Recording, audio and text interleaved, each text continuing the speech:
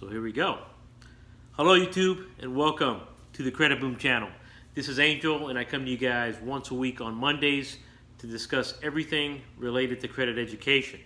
It is my passion and goal is to show and teach everyone how credit works. No schools, no universities have ever taught credit. So guys, I am taking that responsibility to share with you guys the struggles that I went through with my credit so you don't have to. Guys, please hit that subscribe button, that notification bell, and that like button. This helps the channel grow. It also helps me to reach out to a greater audience. And it's important to me to reach out to those individuals that require the knowledge on credit, because I want to show you guys value. I want to show everybody out there how credit works so they can better their livelihood when they understand how the credit game works. Now guys, today's video is going to be a little different. I'm going to do some Q&As. I get a lot of questions from my clients. I get a lot of questions from other individuals. And today's video is going to be answering a couple of those questions, because some of you guys probably have that question as well. So now we're going to start with question number one. And you're going to see me looking down a little bit because I'm going to be reading the questions. Now, question one. What is considered bad credit and what is considered good credit? So let's talk about good credit first. You guys remember when we were at school, we were given a grade when we took a test or when we brought our report card home. You know, you get an A on your report card, you get an A on your test. That's considered a very good grade. You know, you're doing good in school. So in credit, you have a credit score. And if you have a good credit score, it pretty much means that you are responsible. You are responsible to your debt obligations. You are paying your bills on time, and you're paying attention. The difference, guys, in schools, you're given the material to study, and if you study that information when it's time to be tested, you get a good grade if you study. In credit, most of us learned the hard way, because you got to understand, no one teaches credit. No schools, no universities teach credit. So how do you become good at credit? How do you have a good credit score? Guys, that is why 59% of Americans today have a credit score of lower 700. Think about that. 59% of Americans, that's more than half, their credit score is less than a 700. And it's not their fault. They don't know any better. No one's taught us credit. No one's taught us how it works. All we know is that we're given a credit score, and based on that score, based on that number, you're either good at it or you're not good at it. And guess what? If we were never taught about it, no one told us how it works, the mechanics behind it, how are we going to know any better? We don't. So I learned the hard way. You know, I had to go through struggles in my life, getting, loans approved, getting things that I wanted to obtain. Nobody wanted to give me credit because my credit score was low. Well, I'm here to teach everyone that wants to learn about credit. And I promise you this, if you learn from what I have to teach and what I have to offer, if you learn how the credit works, I promise you, your life will improve. I'm here and I will teach everyone that wants to learn. The better your credit score, the better quality of life you will have. The lower your score, the more difficult it will be. It will be harder for you to obtain credit. It will be difficult to get approved for any loans. Life will be difficult. Now, don't get me wrong. You can still get a car with bad credit. You can still get a house with a low credit score. But I promise you this, you will pay double or triple than what it's worth. I don't know about you, but I work hard for my earned money. And paying double or triple for something that I can get it for a lot less based on a credit score, guess what? I'm going to get my act together, because I need to save those thousands and thousands of dollars in the long term so I can use that money to invest and have money work for me and create wealth for myself and for my family. All right, guys, question number 2. I got a question from one of my clients.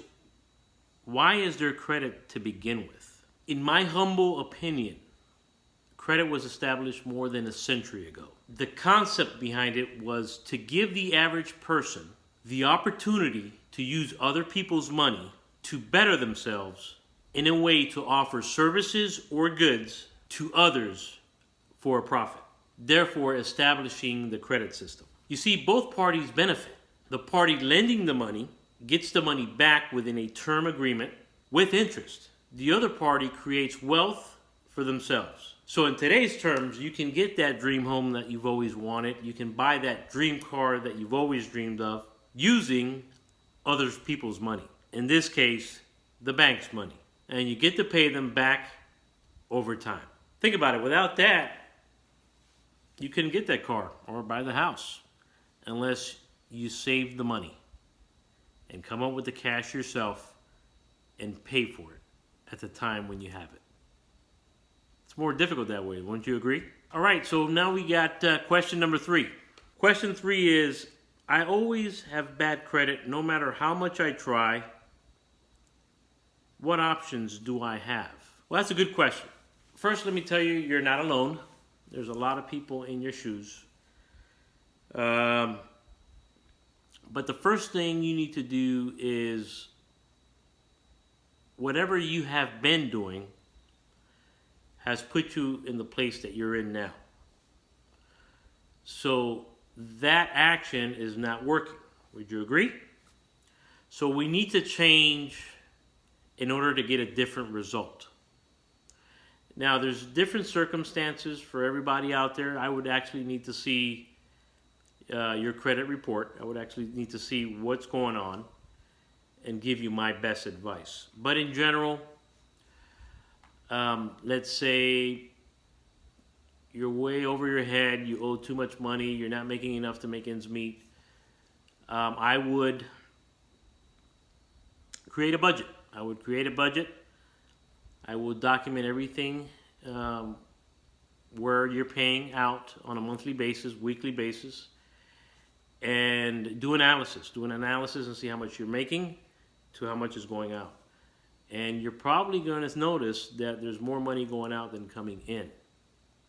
No, a lot of people are in this situation. So, in order to improve our lives and to get a better credit score, we need to change our habits. And it's tough to do.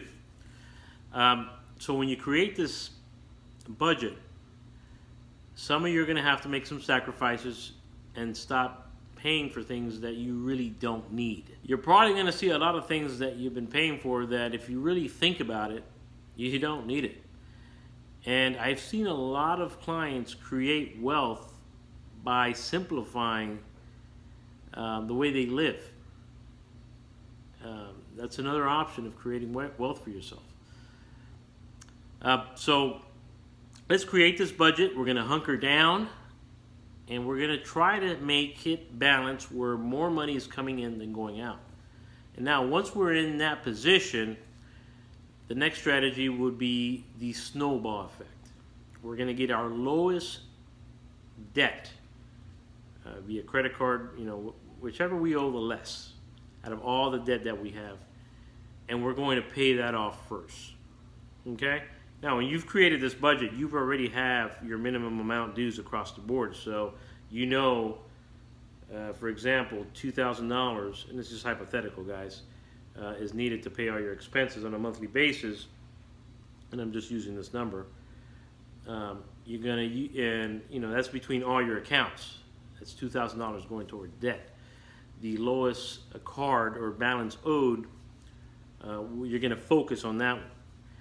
Once you pay that one off, you're going to act like you still have it, but the amount that you've been paying on that one, you're going to apply it on the second one now that you owe the least, including the minimum amount due that you've been making on it before. And that's called the snowball effect. And when we get rid of the second one, we go to the third. We go to the third, we go to the fourth, fifth, and you move up. And you focus on that until you get rid of your debt. This takes discipline, but it can be done. You will thank me when you do this, because your life, I promise you, your life will improve. Okay? Credit works this way. 65% of your credit score relates to two factors. 35% payment history, payments on time, and 30% credit utilization, which means what you owe compared to the available credit on that card. If you have a credit limit of 1,000, you owe 1,000, 100% utilization.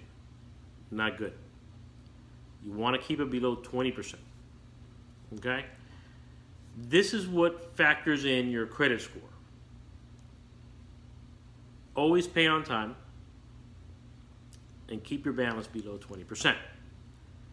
Now, some of you have had late payments. I get it. I understand that. We're human. We're not perfect. Late payments are the most difficult items to be removed, but it can be done based on your individual circumstance. Everybody's different. Okay? We all went through COVID, and we still are. Before President Trump left office, there was a law that he put into place. I don't know it, and don't quote me on this. By the way, I'm not an attorney. Okay? This is not legal advice. This is the experience that I had with my credit, and I'm offering this information to help everybody out. I want to show everybody value, and I want to help everybody improve their credit. It's called the COVID letter, and you will be forgiven if you have a late payment in 2020, because everybody has gone through hard times, including myself. Okay? You can use this COVID letter. If you can't find it, I have the proprietary letter in my credit program. I do offer a credit education course. It's not available yet, guys. It comes out October 1st. Okay? It's called my Expert Edition Credit Course. If you get access to this course, this teaches you, shows you step by step from the beginning to the end how to improve your credit. I had a 504, I have an 817. You follow those steps, those instructions, and you will have it too. I'm a normal person. I'm no better than anyone. You can do it too. It's coming out in October. If you really want to change your life and you want to improve your credit, I highly recommend that course. Okay? It has multiple letters. Not only improving your credit score, it can show you how to leverage credit, get additional funding, add trade lines to improve your credit score, open a business, create business credit, and many more. Believe me, I documented everything that I went through with my situation so you guys won't have to. And if I can do it, you guys can do it too. Now, besides the 35% of your credit score, which is payment history, using the COVID letter to get that payment history off. Remember, guys, if you got multiple late payments, I'm talking about more than two. If you got 3, 4, 5 late payments, it's going to be difficult to remove it.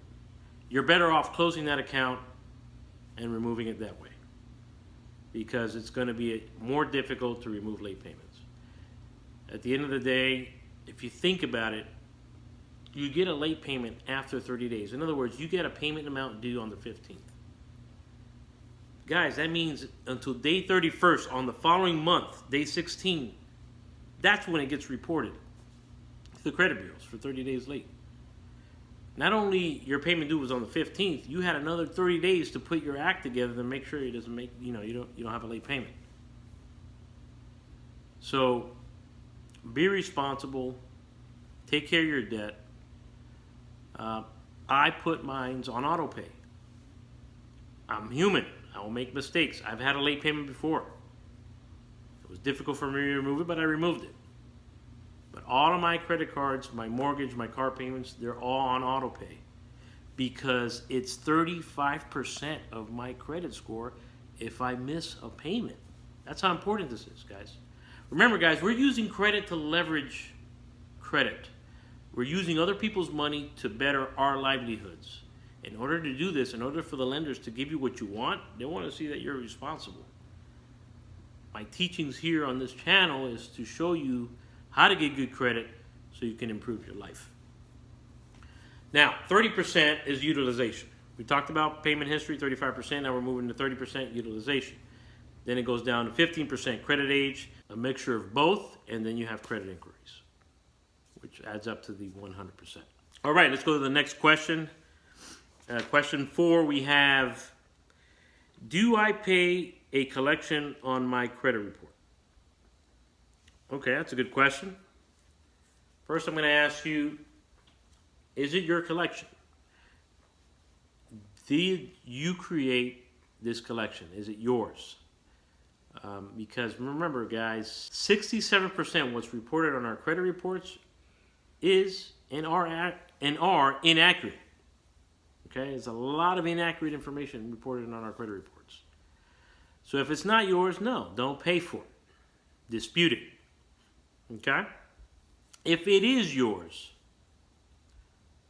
there's ways to take care of it. The way that I do not recommend is to pay the collection if it's yours. And let me explain. Remember, we want to be responsible. We want to take care of our debt. But this is the way I don't want you to do it. I don't want you to pay that collection because in a way it's not going to do you any good. And let me explain. You're going to have a paid collection on your credit report for 7 years. What do you think lenders are going to see when they see that?